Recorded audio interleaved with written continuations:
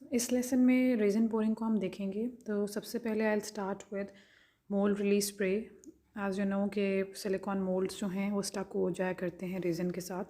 So it is absolutely very necessary कि mould release spray में किया जाए ताकि जो है आपका मोल्ड जो है वो लॉन्ग लास्टिंग रहे।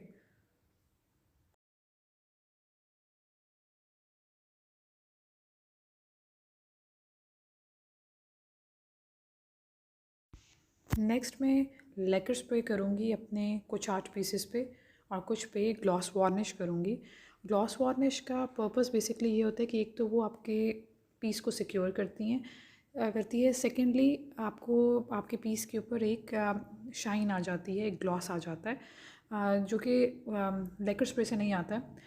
लेकिन अब मैं इस कुछ पार्ट्स पे जो लेकर स्प्रे कर रही हूँ उनके दोनों ऊपर नीचे कर रही हूँ। उसकी रीज़न ये है कि मैंने डबल साइडेड पेपर को यूज़ किया हुआ है, और अगर मैं नहीं डबल साइडेड स्प्रे करूँगी तो फिर वो अगर ऊपर से वो सिक्योर हो जाएगा तो नीचे जो इंक होगी वो ब्लीड कर जाएगी रेज़न में। ये वाला जो पार्ट है ये मैं ग्लॉस वार्निश से कर रही हूँ, and I will show you the comparative analysis. Next आप अपने आर्ट पीसेस को अपने मोल्ड के अंदर फिक्स कर लें, और मैंने सबके अंदर होल ऑलरेडी कर लिए हैं। दो तरह के मोल्ड्स होते हैं, एक वो होते हैं जिनकी बेस जो होती है उसमें आप प्लेसिंग कर सकते हैं, और दूसरे मोल्ड्स वो होते हैं जिनका डोम क्रिएट होता है नीचे की साइड पे, लोअर सरफेस पे, तो आप उसमें प्लेसिंग नहीं कर सकते। I will show you both कि उनको कैसे हैंडलिंग किया जाता है। तो first of all I am just placing my pendants inside the mould, और इसमें आप सबसे पहले अपने रेज़न को थोड़ा सा एक थिन लेयर को पोर कर दें अपने मोल्ड में, और फिर उसके ऊपर जो है आप अपने आर्ट पीस को फिक्स करें। क्योंकि एट टाइम्स ऐसा होता है कि जब हम पेपर फिक्स कर देते हैं तो रेज़न जो है वो पेपर के नीचे नहीं जा रहा होता, क्योंकि वो मोल्ड में इक्वली फिक्स्ड होता है। तो उसके लिए आप ये करें कि अपने मोल्ड के अंदर एक थिन लेयर रेज़न की पोर करके फिर उसके ऊपर आप अपने आर्ट पीस को फिक्स करें। लेकिन अगर आप अदरवाइज़ भी करेंगे तो हो जाता है, बहुत अच्छा हो जाता है। लेकिन जो है अगर कर लेंगे तो वो भी एक अच्छा ऑप्शन है, क्योंकि जिन्होंने रेज़न किया हुआ है दे नो कि रेज़न थोड़ा सा ट्रिकी बिजनेस है। So let's pour some resin into it.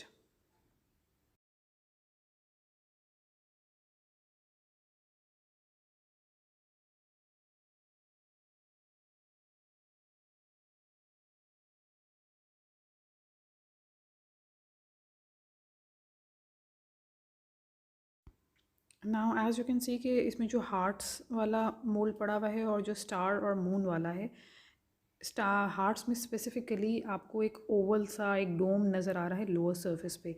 तो इसमें अगर मैं अपना रखूँगी आर्ट पीस अंदर रखूँगी तो that will not serve the purpose. Likewise star और मून में भी ऐसा नहीं होगा। हार्ट जो आपको बड़े वाला नज़र आ रहा है 3D, उसमें भी यही प्रॉब्लम होगा। तो इसके लिए ये होता है कि आप सबसे पहले अपने मोल्ड के अंदर रेज़न की फिलिंग कर लें, और फिर उसके ऊपर आप अपना आर्ट पीस रखें। तो जो डाउन साइड होती है वो आपकी टॉप साइड बनती है व्हेन यू अनमोल्ड, तो आपका आर्ट पीस जो है वो अच्छे से नज़र आता है। क्योंकि ये जो 3 मोल्ड्स मैंने आपको बताए हैं, 2 तो हार्ट्स वाले हैं और एक मून और स्टार वाला है। इन दोनों में जब आप अनमोल्डिंग करेंगे तो जो इसका लोअर सरफेस होगी वो आपकी टॉप सरफेस होगी। तो उसके लिए आपको अपना जो आर्ट पीस है वो टॉप साइड पे रखना होगा, ताकि जब आप अनमोल्ड करें तो वो दिखे। तो अभी मैं वो भी आपको करके दिखा देती हूँ that how I will do that. Now my resin filling is almost done, और मैं अपने मोल्ड के अराउंड जो है वो स्टिक को चलाऊंगी ताकि कोई बबल्स साइड्स पे ना रह जाएं और कोई ऐसा एरिया ना रह जाए जहाँ पे रेज़न ना गया हो। Next I will be filling my remaining moulds. इनके अंदर मैं पहले से अपना आर्ट पीस नहीं रख रही हूँ, रीज़न बीइंग कि इनका डोम जो है वो लोअर सरफेस पे है, लोअर साइड पे है, not on the top side.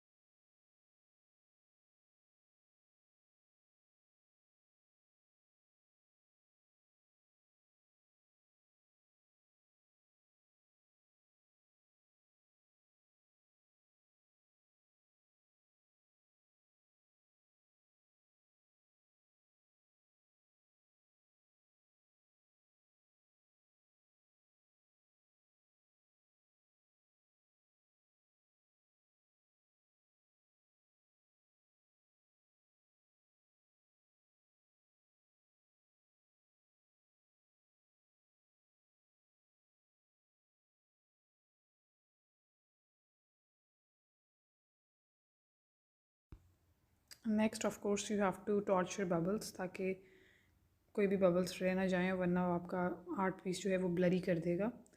तो this step is absolutely very necessary.